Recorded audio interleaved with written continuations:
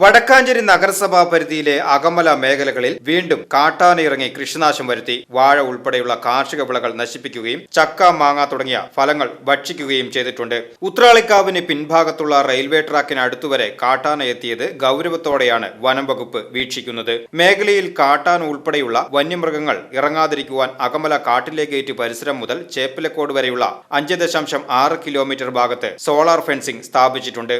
എന്നാൽ കാട്ടാന മരം മറിച്ചിട്ട് വൈദ്യുതി ബന്ധം തകരാറിലാക്കി സോളാർ ഫെൻസിംഗ് സ്ഥാപിച്ചിട്ടുള്ള കാൽ ചവിട്ടിമറിച്ചാണ് ജനവാസ മേഖലയിലേക്ക് കടന്നിരിക്കുന്നത്.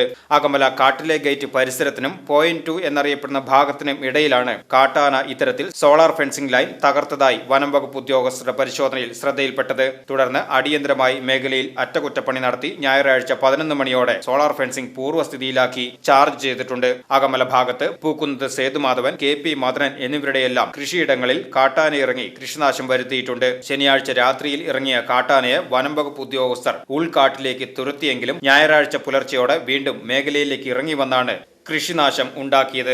കാട്ടാന ഇറങ്ങി കൃഷിനാശം വരുത്തിയ സ്ഥലങ്ങൾ Vazhani deputy range forest officer P. വിനോദിന്റെ നേതൃത്വത്തിലുള്ള സംഘം സന്ദർശനം നടത്തി സ്ഥിതിഗതികൾ വിലയിരുത്തി. VCB news, Akamala.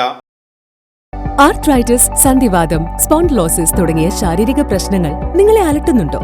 Side effect ഇല്ലാതെ പ്രകൃതിദത്തമായ ചികിത്സ തേടുകയാണോ? 25 വർഷത്തോളമായി ആരോഗ്യരംഗത്ത് പ്രവൃത്തി പരിചയമുള്ള ഡോക്ടർ സ്മിത രഘുനന്ദന്റെ നേതൃത്വത്തിലുള്ള ഹൈലി ക്വാളിഫൈഡ് ഡോക്ടർമാരുടെ സേവനം MIHMS ഹോമിയോപ്പതിയിൽ ലഭ്യമാണ്. ഇന്ന് തന്നെ നിങ്ങളുടെ അപ്പോയിന്റ്മെന്റ് ബുക്ക് ചെയ്യൂ.